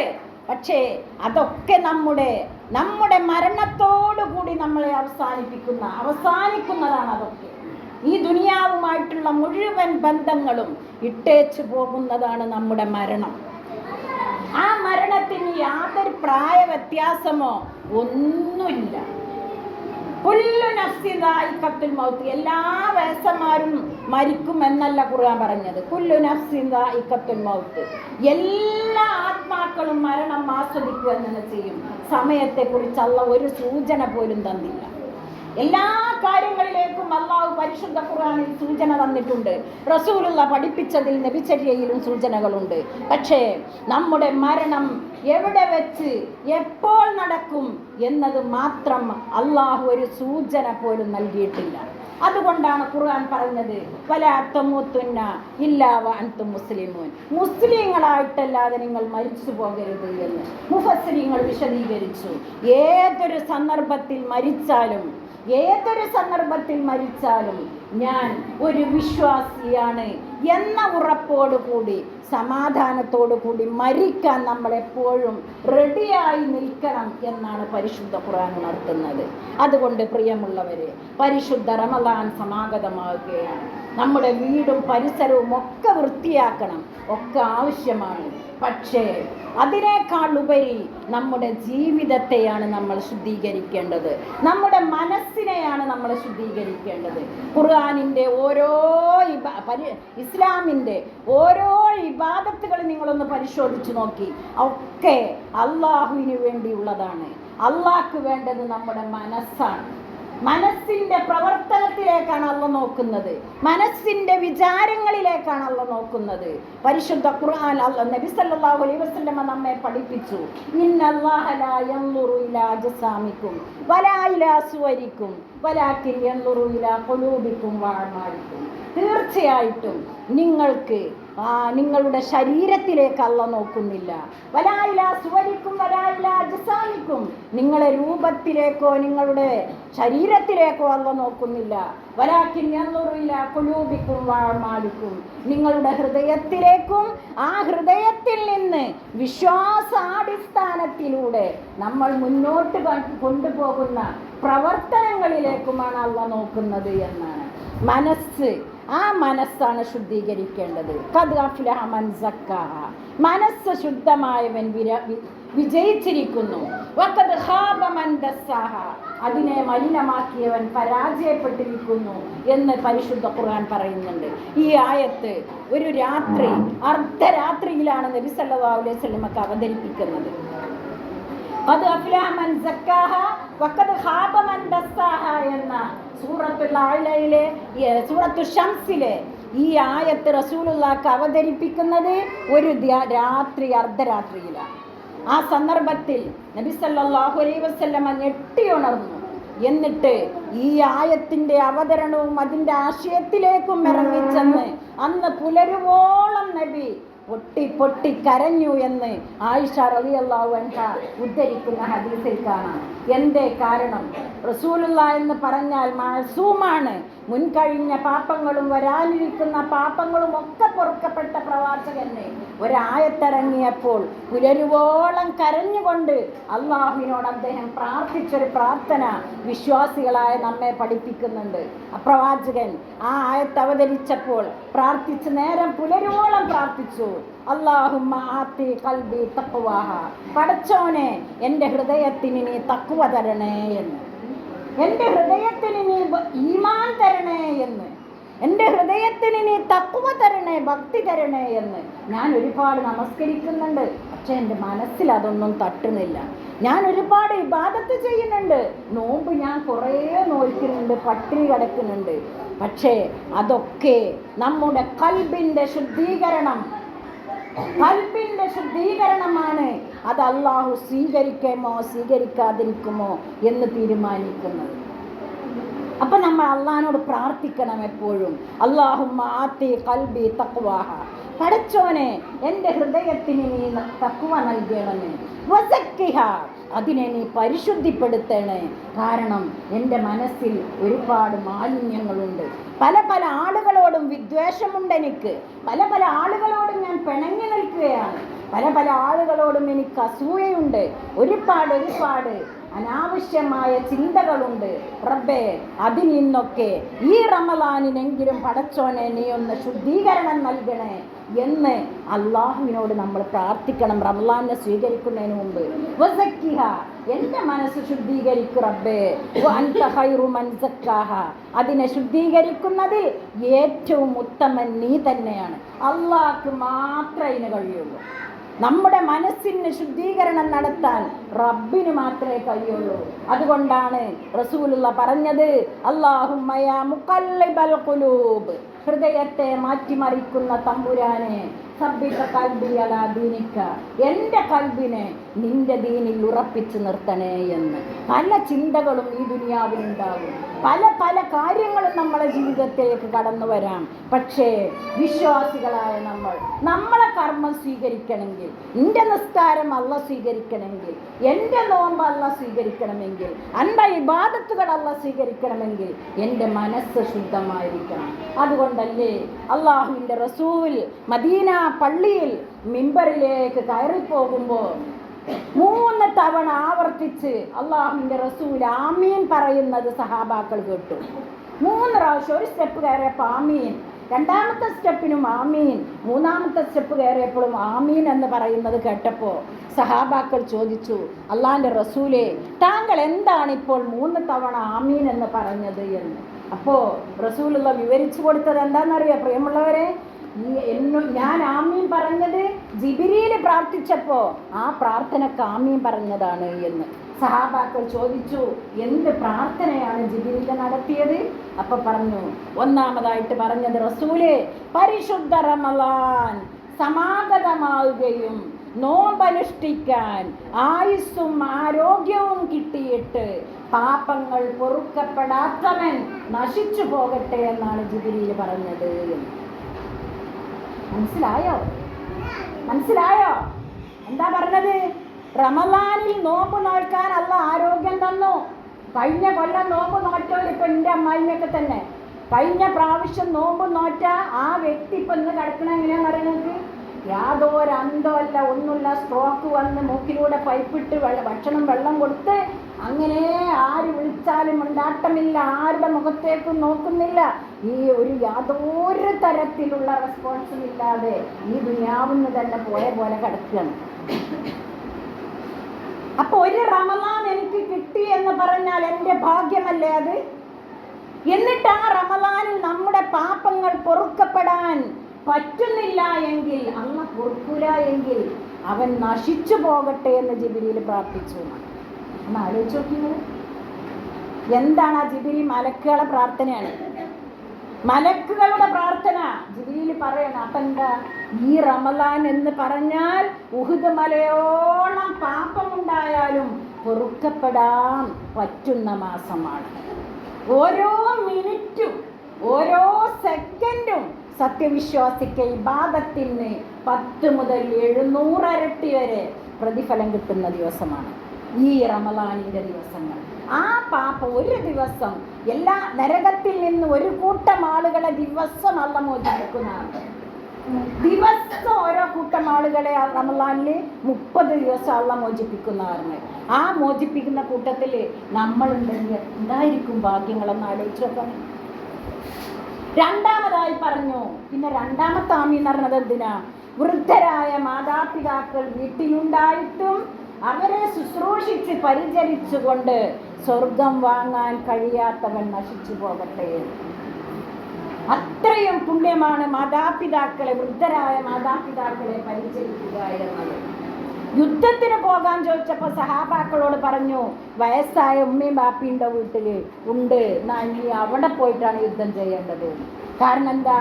വയസ്സായ മാതാപിതാക്കളെ നോക്കുക എന്ന് പറഞ്ഞാൽ സ്വബറിന്റെ അങ്ങേ അറ്റമുള്ളവർക്കേ കഴിയുള്ളൂ. അല്ലേ? ക്ഷമയുടെ അങ്ങേ അറ്റമുള്ളവർക്കുള്ള എന്താ ചെയ്യുക? 10-85 വയസ്സായ ഉമ്മമാരും ഉപ്പമാരും നോക്കാനുള്ള ക്ഷമ ഉണ്ടാവുള്ളൂ. ആ സ്വബറിനെ യുദ്ധത്തിൽ പങ്കെടുക്കുന്നത്ര പ്രതിഫലം അള്ളാഹുവിന്റെ റസൂല് പഠിപ്പിച്ചു. മൂന്നാമത്തെ കാര്യം എന്താണെന്നറിയോ? റസൂലുള്ളാഹിന്റെ പേര് കേൾക്കുമ്പോ സല്ലല്ലാഹു അലൈഹി വസല്ലം, മുഹമ്മദും റസൂലുള്ളാഹി എന്ന് കേൾക്കുമ്പോൾ സല്ലല്ലാഹു. ഈ ഒരു പ്രാർത്ഥന, ഇത് മൂന്നും ജിബ്രീൽ പറയാൻ എന്താ കാരണം എന്നറിയങ്ങളോ? മൂന്നും നമുക്ക് കിട്ടുന്ന അവസരങ്ങളാണ്, അല്ലേ? റമളാൻ നോമ്പ് നോക്കാൻ അവസരം കിട്ടുക എന്ന് പറഞ്ഞാൽ അതൊരു ഭാഗ്യാണ്. അബൂ ത്വൽഹ റളിയല്ലാഹു അൻഹു ഒരിക്കൽ സ്വപ്നം കണ്ടു. എന്താ സ്വപ്നം എന്നറിയോ? 2 ആളുകൾ, 2 ചങ്ങായിമാരാണ് അവർ. 2 ചങ്ങാതിമാര് ഒന്നിച്ച് ജീവിച്ച് വളിച്ച് നടന്ന ആളാണ്. ഒരാള് യുദ്ധത്തിന് പോയി ഷഹീദായി, റസൂലുള്ളാഹിന്റെ കൂടെ യുദ്ധം ചെയ്ത് ഷഹീദായി. രണ്ടാമത്തെ ആൾ യുദ്ധത്തിനൊന്നും പോയില്ല, പക്ഷെ അയാൾ പിറ്റത്തെ കൊല്ലാണ് മരിച്ചത്. പിറ്റത്തെ കൊല്ലം സ്വാഭാവികമായി മരിച്ചു. അപ്പൊ റസൂലുള്ളാഹി അതിലെന്താണ് അബൂ ത്വൽഹയുടെ സ്വപ്നം റസൂലുള്ളാഹിനോട് ചോദിച്ചപ്പോൾ പറഞ്ഞു, അത് ശരിയാണ്, അങ്ങനെ തന്നെയാണ്. ഷഹീദ് ഇതിൽ ആരാണ് ആദ്യ സ്വർഗത്ത് പോകാന്ന് ചോദിച്ചത്. ഈ 2 ആൾ നിങ്ങൾക്ക് എങ്ങനെയാ തോന്നണേ? ഒരാള് റസൂലുള്ളാഹിന്റെ കൂടെ യുദ്ധത്തിന് പോയി ഷഹീദായി, രണ്ടാമത്തെ ആൾ യുദ്ധത്തിനൊന്നും പോയിട്ടില്ല, ജീവിച്ചു, ആ കൊല്ലം മുഴുവൻ ജീവിച്ചു, ആ കൊല്ലത്തെ നോമ്പും നോറ്റു, പിറ്റേ ദിവസം അയാൾ മരിച്ചു എന്ന് വിചാരിക്കും. ഇതില് ആരായിരിക്കും ആദ്യം സ്വർഗത്തിൽ പോവുക? ആരാ പോവുക? ഷഹീദായ ആളാണോ? രണ്ടാമത് പോയ ആള്. കാരണം എന്താ? അയാൾക്ക് ഒരു മാസത്തെ നോമ്പ് കൂടി നോൽക്കാനുള്ള അവസരം കിട്ടി. ആ ഒരു അവസരത്തിൽ അദ്ദേഹത്തിന്റെ മുഴുവൻ പാപങ്ങളും പൊറുക്കപ്പെട്ടു. ശുഹദാക്കൾ തന്നെ സ്വർഗത്തിലാണ്. അവര് സന്തോഷ വാർത്ത അറിയിക്കപ്പെട്ടവരാണ് സ്വർഗത്തിൽ. പരിശുദ്ധ ഖുർആൻ പറഞ്ഞവര് മരിച്ചു നിങ്ങൾ പറയരുത്, അവർ അള്ളാന്റെ അടുത്ത് ജീവിച്ചിരിപ്പുണ്ട് എന്നാ പറഞ്ഞത്. അത്രയും മഹത്വമുള്ള ശുഹദാക്കളേക്കാൾ പ്രതിഫലം ഒരു നോമ്പുകാരനുണ്ട് എന്ന് റസൂലുള്ളാഹി പഠിപ്പിച്ചു. അപ്പൊ നമ്മളിപ്പോ ഒരുങ്ങണ നോമ്പിന് ഞാൻ മാനസികമായി എത്ര ഒരുങ്ങി എന്നുള്ളത് നിങ്ങളൊന്ന് ആലോചിച്ച് നോക്കി. മുളക് ഉണക്കി വറുത്ത് പൊടിച്ചു, പെരുംജീരം വറുത്ത് പൊടിച്ചു, മല്ലിയൊക്കെ കുപ്പിയിലാക്കി, അരിയൊക്കെ ഉണക്കി പൊടിച്ചു. അതുണ്ടായി കഴിഞ്ഞാൽ നമുക്കുണ്ട് ഒരു ഊരക്ക് കൈയെടുത്തിട്ട് നിർത്തല്. എന്താ പറയാ? നമ്മൾ സമാധാനായി, ഇനിയിപ്പോൾ നോമ്പ് വന്നാലും കുഴപ്പമില്ല എന്നുള്ള ഒരാശ്വാസത്തിൻ്റെ നെടുവീർപ്പുണ്ടാകാറുണ്ട്. പക്ഷേ ഞാൻ അള്ളാഹുവിൻ്റെ ഈ റമളാൻ എന്ന് പറഞ്ഞാൽ പാപങ്ങൾ കരിച്ചു കളയുന്നത് എന്നാണ്. ആ വാക്ക് തന്നെ അർത്ഥം അതാണ്. മനസ്സിലാണ്ടോ? റമളാൻ എന്ന് പറഞ്ഞാൽ കരിച്ചു കളയുന്നവൻ, ആ തീ കൊണ്ട് കത്തിച്ചു കളയുന്നവൻ എന്ന്.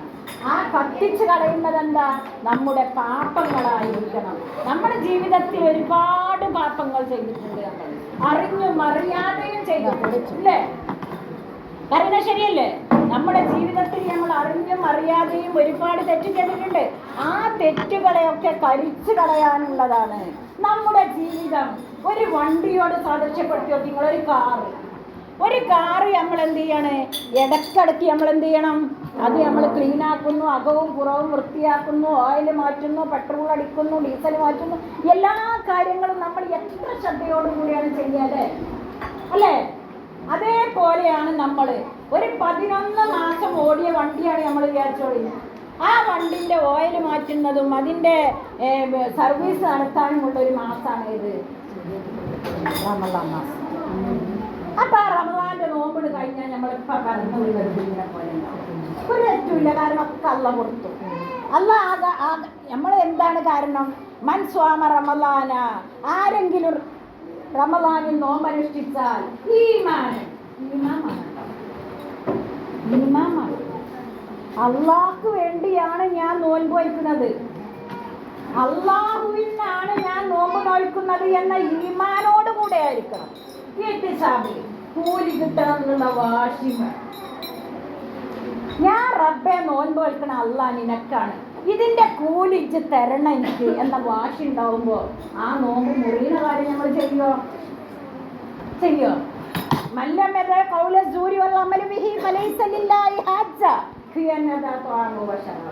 അനാവശ്യമായ വാക്കുകൾ പ്രവർത്തികൾ ഉപേക്ഷിക്കൂലെങ്കിൽ നോമ്പ് നോൽക്കണ്ട എന്നാണ് പരിശുദ്ധ ഖുർആൻ റസൂൽ പഠിപ്പിച്ചത്.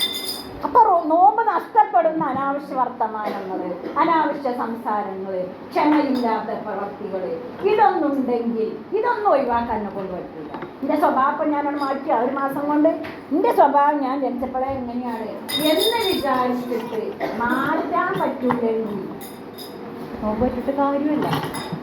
അങ്ങനത്തെ ഒരു പാപം ഒരു കുറ്റം ഉണ്ടാവും. അപ്പോൾ നമ്മൾ തിരിച്ചറിയേണ്ടത് എൻ്റെ റമളാൻ എനിക്ക് കിട്ടണം. അടുത്ത കൊല്ലം റമളാൻ നമ്മൾ ഉണ്ടാവും ഉറപ്പുണ്ടോ? ഒരുറപ്പുമില്ല. അങ്ങനെ ഉറപ്പില്ലാത്ത സ്ഥിതിക്ക് റമളാനിൽ കൂലി കിട്ടണമെന്ന ഇഹ്തിസാബ് പ്രതിഫലം ആഗ്രഹിച്ചുകൊണ്ടായിരിക്കണം. അത് നോമ്പെന്ന് മാത്രമല്ല, ഏതാണെങ്കിലും. ഇപ്പൊ തറാവി നിസ്കരിക്കലുണ്ടോ? നമ്മളൊക്കെ ഇവിടെ പള്ളിയിൽ വരലുണ്ടോ? ജമാഅത്തായിട്ടാണോ അല്ലെങ്കിൽ വീട്ടിൽ നിന്ന് ഒറ്റ നിസ്കരിക്കലുണ്ടോ? ഇല്ലെങ്കിൽ തുടങ്ങണം. ഈ റമളാനിൽ നമ്മളത് എന്തായാലും ഉറപ്പിക്കണം. കാരണം ഖുർആനിൻ്റെ മാസമാണ് റമളാൻ. ഖുർആൻ നമ്മൾ പഠിക്കണം. നമ്മൾ എത്ര കാലമായി ഖുർആൻ കേൾക്കാൻ തുടങ്ങിയിട്ട്? കഴിഞ്ഞ കൊല്ലത്തെ അതേ സ്റ്റാൻഡിൽ തന്നെ ഇപ്പോൾ നമ്മൾ കഴിഞ്ഞ കൊല്ലം നമ്മൾ ഇങ്ങനെയൊക്കെ കേട്ടല്ലോ, ഖുർആൻ പഠിക്കണം, ചെയ്യണം, അങ്ങനെ ചെയ്യണം, ഇങ്ങനെ ചെയ്യണം എന്നൊക്കെ ഒരുപാട് ക്ലാസ്സുകളും കഴിവുകളും നമ്മളെ ഫോണിലൂടെ ഒക്കെ നമുക്ക് കിട്ടുന്നുണ്ട്. എന്നിട്ട് അതേ സ്റ്റാൻഡിൽ തന്നെ അപ്പം നമ്മൾ ഈ റമളാൻ വന്നപ്പോഴും ആണോ എന്തെങ്കിലും മാറ്റം വന്നോ? അൽബക്കറ, ആലുംറാന്, അനിസാ, അങ്ങനെ കുറേ 114 സൂറത്തിൽ ഏതായാലും നമുക്കൊരു 20, 30, 40, 50 വയസ്സായില്ലേ? ആ ഒരു വയസ്സിനുള്ളിൽ നമ്മൾ എത്ര സൂറത്ത് നമ്മൾ പഠിച്ചു? കാണാതെ ഓടാൻ പഠിച്ചോ? അല്ലെങ്കിൽ ഞാൻ വെറുതെ ഇങ്ങനെ ഓതിപ്പോയി കത്തം തീർക്കൽ മാത്രമാണോ എന്നുള്ളതായിരിക്കണം നമ്മൾ. ഖുർആൻ കത്തം തീർക്കാൻ മാത്രമുള്ളതല്ല. ഖുർആൻ നമ്മളോട് സംസാരിക്കുകയാണ്. നീ എങ്ങനെ ഇരിക്കണം, എങ്ങനെയായിരിക്കണം നീ ഇബാദത്ത് ചെയ്യേണ്ടത്, നിന്റെ വസ്ത്രവിധാനം എങ്ങനെയായിരിക്കണം, നീ എങ്ങനെയായിരിക്കണം കിടന്നുറങ്ങേണ്ടത്, എല്ലാം അല്ലാഹുവിലേക്ക് ഏൽപ്പിച്ചുകൊണ്ടല്ലേ നമ്മൾ കിടന്നുറങ്ങുക? അല്ലേ? ബിസ്മിക അല്ലാഹുമ്മ അഹിയ വ അമൂത്ത്. പടച്ചോനെ, നിന്നെ ഏൽപ്പിച്ചിട്ടാണ് ഞാൻ, നീയാണ് എന്നെ ജീവിപ്പിക്കുന്നവനും മരിപ്പിക്കുന്നവനും. അതുകൊണ്ട് ഞാൻ ഇപ്പോൾ ഒരു ചെറിയ മരണത്തേക്ക് പോവുകയാണ്. ഉറക്കം എന്തിനോടാണ് അള്ളാഹു ഉപമിച്ചത്? മരണത്തോടാണ്. അള്ളാഹു ആ ആയുസ് ഇങ്ങോട്ട് തരാൻ വിചാരിച്ചില്ലെങ്കിൽ നമുക്ക് എവിടെയെങ്കിലും കൊണ്ടുവരാൻ പറ്റുമോ? ജീവൻ എത്ര കേൾക്കണി നമ്മൾ സുഖമായിട്ട് ചപ്പാത്തി കോഴിയൊക്കെ തിന്ന് കടന്നുറങ്ങിയതാണ്. രാവിലെ എണീച്ച് കട്ടൻ കാപ്പി എടുക്കാൻ വിളിച്ചു നോക്കുമ്പോൾ മിണ്ടണില്ല. ആകെ തണുത്ത് വെറുങ്ങലിച്ചിട്ടുണ്ട്, അല്ലെങ്കിൽ കട്ടിൻ്റെ താഴെ കിടക്കുന്നുണ്ട് എന്നൊക്കെ കേൾക്കുന്ന വാർത്തകൾ എത്രയാണ്. അള്ളാഹു ഉദ്ദേശിക്കുന്നവർക്ക് അവൻ ആയുസ് തിരിച്ചു കൊടുക്കും. അവൻ ഉദ്ദേശിക്കാത്തവരെ അവൻ അള്ളാഹു അങ്ങോട്ട് ഏറ്റെടുക്കുകയും ചെയ്യും. അപ്പൊ നമ്മൾ കിടക്കുമ്പോൾ ചെയ്യേണ്ടത് എന്താ? ഇബ്നു ഉമർ റളിയല്ലാഹു അൻഹു പറഞ്ഞില്ലേ, ഹാസിബു ഖബ്ല അൻ തുഹാസബു. നിങ്ങൾ വിചാരണ ചെയ്യണം എപ്പോഴും. ഞാൻ ഇപ്പം തന്നെ മരിച്ചാൽ ഞാൻ സ്വർഗത്തിലേക്ക് പോകുമെന്ന് ഉറപ്പുണ്ട്. പറയാൻ പറ്റും നമ്മളെ കൊണ്ട്? ഒരു കാര്യം കൂടി പറഞ്ഞ് ഞാൻ നിർത്തുകയാണ്. ബിലാൽ റളിയല്ലാഹു അൻഹുവിനെ കുറിച്ച് നിങ്ങൾക്ക് അറിയാം, കേട്ടിക്കണോ? ആരാ ബിലാല്? നബിയാനിയ.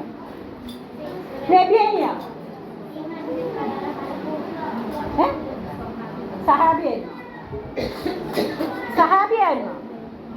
സഹാബി എന്ന നബിന്റെ കൂടെ ജീവിച്ച ആളുകളാണ് സഹാബി. അപ്പൊ ബിലാൽ ആരായിരുന്നു? അടിമയായിരുന്നു. ഒരു നീഗ്രോ അടിമയായിരുന്നു. പക്ഷെ നബിന്റെ കൂടെ സന്തത സഹചാരിയായി നബിയുടെ കൂടെ നടന്ന് പഠിച്ച ആളാണ്. അങ്ങനെ ഈ ബിലാൽ റളിയല്ലാഹു അൻഹു അവ്വൽ മുഅദ്ദിനാണ്. കഅബയിൽ ബാങ്ക് കൊടുക്കാൻ റസൂലുള്ളാഹി ഏൽപ്പിച്ചത് ആരെയാണ്? ബിലാലിനെയാണ്. അങ്ങനെ ആ ബിലാൽ റളിയല്ലാഹു അൻഹു ഒരുപാട് പീഡനം സഹിച്ചു. റസൂലുള്ളാഹിനെ വിശ്വസിച്ചത് കൊണ്ട്, അള്ളാഹിനും റസൂലിനും വിശ്വസിച്ചത് കൊണ്ട് അദ്ദേഹത്തെ പൂർണ്ണ നഗ്നനായി മലർത്തിക്കിടത്തി മരുഭൂമിയിൽ ചുട്ടുകൊള്ളുന്ന മണലാരണ്യത്തിലൂടെ വലിച്ചേച്ച് കുട്ടികൾക്ക് കളിപ്പാട്ടമായി കയറിപ്പെട്ടി കൊടുത്തപ്പോ മരിച്ചു വിചാരിച്ചിട്ടെറിഞ്ഞു പോയി. മരിച്ചു വിചാരിച്ചുകൊണ്ട് എല്ലാവരും ഇട്ടെറിഞ്ഞു പോയി കുട്ടികളൊക്കെ. അപ്പോഴും അതുവഴി നടന്നു പോയ ആളുകൾക്ക് അദ്ദേഹത്തിന്റെ ചുണ്ട് മന്ത്രിക്കുന്നതായി കേട്ടു. അഹദ് അഹദ് അഹദ് എന്നാണ് പറഞ്ഞത്. എൻ്റെ റബ്ബ് ഏകനാണ്, ആര് പറയുന്നതും ഞാൻ വിശ്വസിക്കൂല, എൻ്റെ റബ്ബ് അള്ളയാണ് എന്നൊരു അത്രയും തീവ്രമായ വിശ്വാസിയായിരുന്ന ബിലാൽ റളിയല്ലാഹു അൻഹു ദീനിന്റെ പേരിൽ ഒരുപാട് ത്യാഗം സഹിച്ചു. അദ്ദേഹം അവസാനം രോഗശയ്യയിൽ കിടക്കുന്ന സമയത്ത് മരണവെപ്രാളത്തോടുകൂടി അദ്ദേഹം കഷ്ടപ്പെടുന്നത് കാണുന്നുണ്ട് ഭാര്യ. അടുത്തിരുന്ന് തൻ്റെ ഭാര്യ തന്നെ പരിചരിക്കുമ്പോൾ ബിലാൽ റളിയല്ലാഹു അൻഹുവിന്റെ വിഷമം കണ്ടിട്ട്, ആർക്കാണെങ്കിലും ഏത് നല്ലവനാണെങ്കിലും മരണത്തിനൊരു വേദന ഉണ്ടല്ലോ, ഇല്ലേ?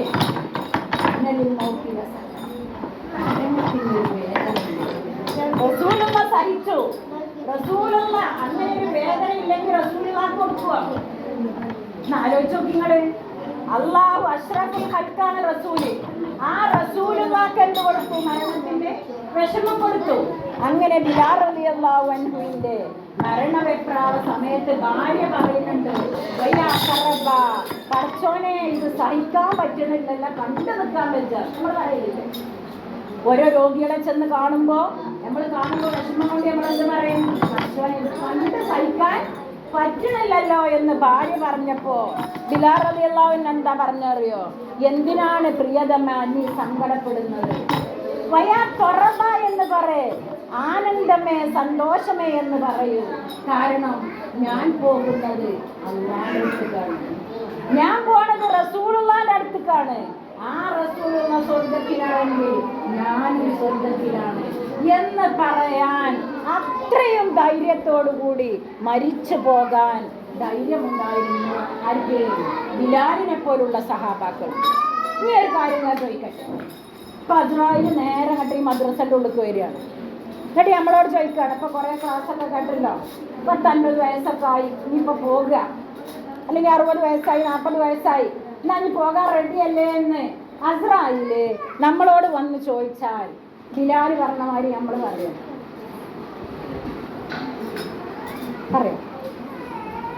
ഞാൻ പറയില്ല. നിങ്ങളുടെ എനിക്കറിയില്ല, ഞാൻ പറയില്ല. കാരണം എന്താ? എനിക്ക് പോകാനായിട്ടില്ല, ഇനി ഒരുപാട് ചെയ്യാനുണ്ട്.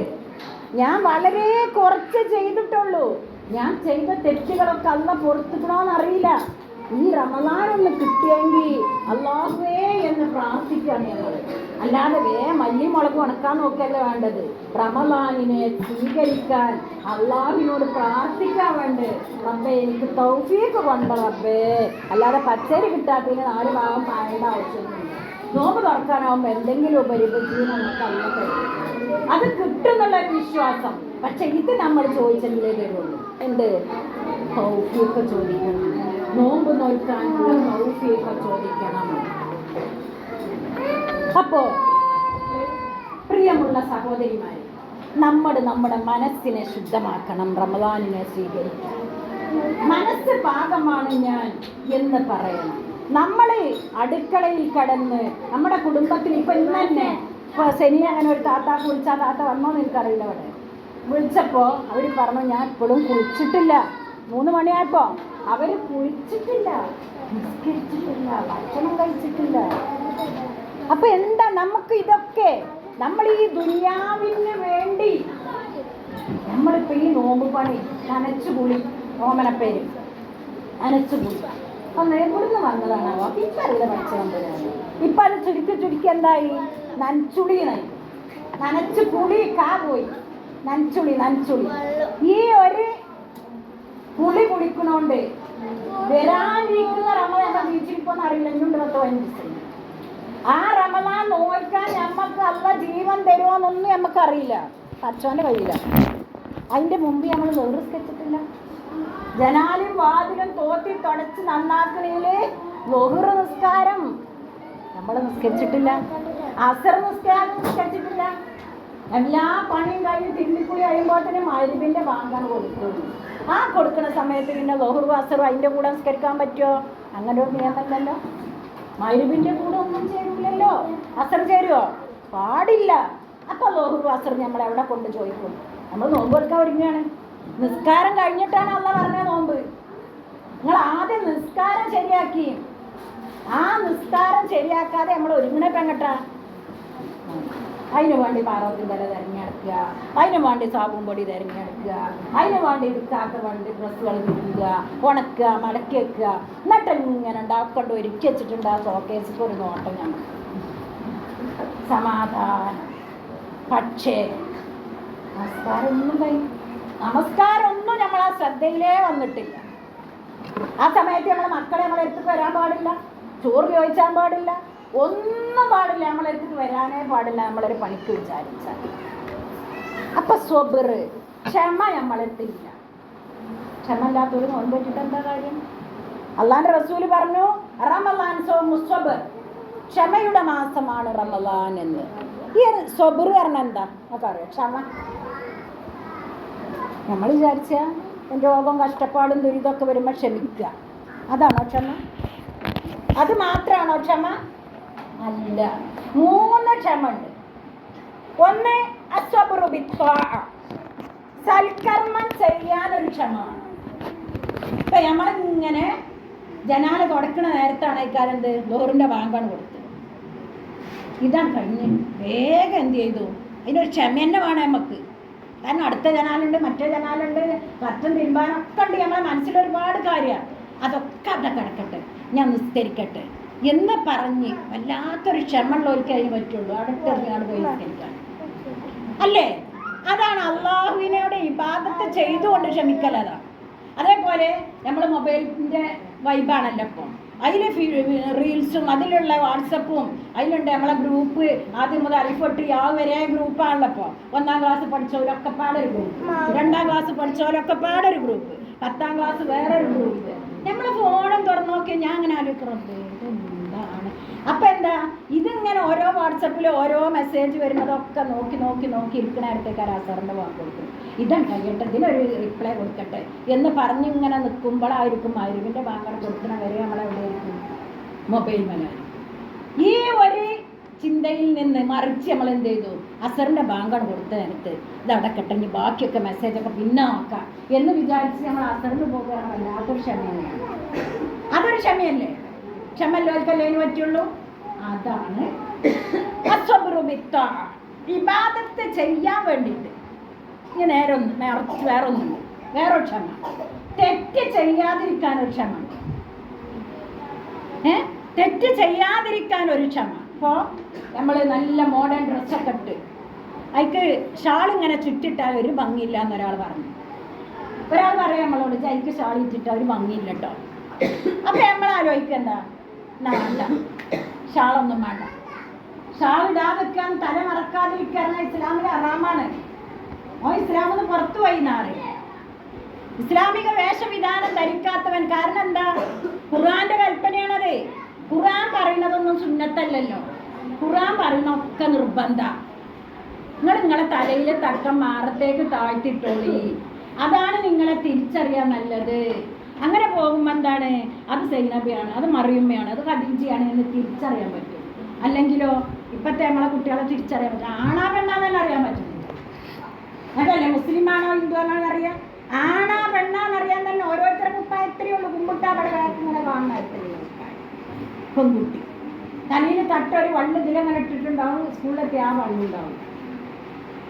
ഇങ്ങനെ അള്ളാന്റെ ദീനിനെ യാതൊരു തരത്തിലുള്ള ഗൗരവം കാണിക്കാതെ ഇങ്ങനെ എടുക്കുക.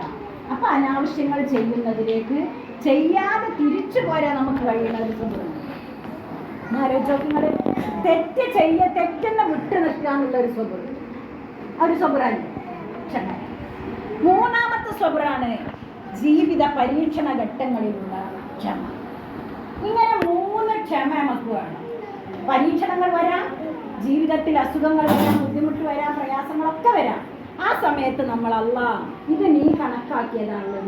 അല്ലാഹുമ്മ ലാ മാനിയ ലിമാ അഅ്തൈത വലാ മുഅ്തിയ ലിമാ മനഅ്ത വലാ യൻഫഉ ദൽ ജദ്ദി മിൻക. പടച്ചോനെ, നീ തരാൻ വിചാരിച്ചത് തടുക്കാൻ ഒരാളെ കൊണ്ടും കഴിയൂല.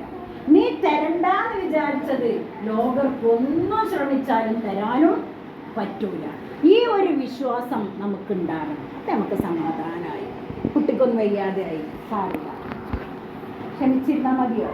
അള്ളാഹ്ക്ക് തവക്കുൽ ചെയ്തിരുന്നാൽ മതിയോ? എല്ലാം അള്ളാഹുവിൽ ഭരമേൽപ്പിക്കണം എന്നാ പരിശുദ്ധ ഖുർആൻ പറയുന്നത്? വഅലല്ലാഹി ഫല്യതവക്കലിൽ മുഅ്മിനൂൻ. സത്യവിശ്വാസികൾ അല്ലാഹുവിന്റെ മേൽ വരമേൽപ്പിക്കട്ടെ എന്നാണ്. അതെങ്ങനെയാണ് ആ വരമേൽപ്പിക്കല്? എങ്ങനെയാണ്? ഇപ്പൊ രോഗം വന്നു, കരിയിൽ ഇങ്ങനെ ഇരുന്നിട്ട് പറയാം, അല്ലാ രോഗം വന്നല്ലോ മാറ്റിക്കൊണ്ട് റബ്ബേ. അതാണോ തവക്കുല്? ആണോ? അല്ല. അല്ലാഹുവിൽ വരമേൽപ്പിക്കൽ നമ്മൾ ചെയ്യേണ്ട കർമ്മങ്ങൾ യഥാർത്ഥ രൂപത്തിലൂടെ ചെയ്തിട്ട് ബാക്കി അല്ലാഹു, ബാക്കി നമ്മൾ അള്ളാഹിനോട് എന്ത് പറയണം? പഠിച്ചോനെ നീ അത് പുറത്തു തരണം, അല്ലാഹുവേ നീ എനിക്ക് ഇതിൽ നിന്ന് രക്ഷ തരണമെന്ന് നമ്മൾ പ്രാർത്ഥിക്കണമെന്ന് അവസാനിപ്പിക്കുകയാണ്. പ്രിയമുള്ളവരെ, എനിക്കൊന്നേ പറയാനുള്ളൂ എൻ്റെ പ്രിയപ്പെട്ട എൻ്റെ പ്രിയ സഹോദരന്മാരോട്, ഈ റമദാനിനെ നമ്മൾ നരകമോചനത്തിനുള്ളതാക്കി മാറ്റണം. എൻ്റെ വാക്ക്, എൻ്റെ നാക്ക്, എൻ്റെ കണ്ണ്, എൻ്റെ പ്രവൃത്തി ഇതൊന്നും നോമ്പ് നഷ്ടപ്പെടുത്തുന്നതിന് കാരണമാക്കൂല ഞാൻ. കാരണം അള്ളാഹു പറഞ്ഞതാണ് നമ്മളോട്, നിങ്ങളെ ഓരോന്നിനെ കുറിച്ചും അള്ളാഹ് ചോദിക്കും. ഇല്ലേ? നമ്മുടെ കണ്ണിനെ കുറിച്ച്. നമ്മളപ്പോ നമ്മൾ അള്ളാഹിന്റെ വിചാരണ നേരിടേണ്ടവരാണ് നമ്മൾ. ആ ഒരു തിരിച്ചറിവ് എപ്പോഴും നമുക്കുണ്ടാകും. അതാ പറഞ്ഞു, നാളെ തന്നെ മരിച്ചാൽ, ഇന്ന് തന്നെ മരിച്ചാൽ നാളെ എൻ്റെ അവസ്ഥ എന്താണ് റബ്ബേ എന്ന് ആലോചിക്കണേ എന്ന് സത്യവിശ്വാസികളോട് പറയുന്നത് അതാണ്. ഈ റമദാനിനെ ബാഹ്യമായ ശുദ്ധീകരണത്തിനേക്കാൾ ഉപരി മാനസികമായ ശുദ്ധീകരണവും കർമ്മങ്ങൾ പാപസുരക്ഷിതമായിട്ട് ചെയ്തു തീർക്കാനും നമുക്ക് കഴിയേണ്ടതുണ്ട്. അതിനു വേണ്ടിയായിരിക്കട്ടെ നമ്മുടെ ഈ പരിശുദ്ധ റമദാൻ എന്ന് മാത്രം ഉത്ബോധിപ്പിച്ചുകൊണ്ട് എൻ്റെ പ്രിയമുള്ളവരെ, നമുക്ക് ഈ റമദാനിനെ പൂർണ്ണമായും ഉൾക്കൊണ്ടുകൊണ്ട് നോമ്പ് അനുഷ്ഠിക്കുവാനുള്ള ആയുസ്സും ആരോഗ്യവും സന്മനസ്സും സർവശക്തൻ നൽകുമാറാണ്. നമ്മളിൽ നിന്ന് വന്നു പോയിട്ടുള്ള ഒരുപാട് തെറ്റുകളുണ്ട് റബ്ബേ. അതുകൊണ്ട് നീ പുറത്ത് മാപ്പാക്കി തന്ന് ജന്നാത്തുൽ ഫിർദൗസ് നൽകി ആദരിക്കണേ. അതാണ് നമ്മളെല്ലാവരെയും. ഞങ്ങളിൽ അസുഖമായി കിടക്കുന്ന ഒരുപാട് ആളുകളുണ്ട്. അവരുടെ അസുഖങ്ങളൊക്കെ ഭേദമാക്കി ആഫിയത്തോടുകൂടിയുള്ള ദീർഘായുസ് നൽകണേ തമ്പുരാനെ. അല്ലാഹു മഗ്ഫിർ ലിൽ മുഅ്മിനീന വൽ മുഅ്മിനാത്ത് വൽ മുസ്ലിമീന വൽ മുസ്ലിമാത്ത് വല്ലാഹി യർഹമുഹും. അസ്സലാമു അലൈക്കും വറഹ്മത്തുള്ളാഹി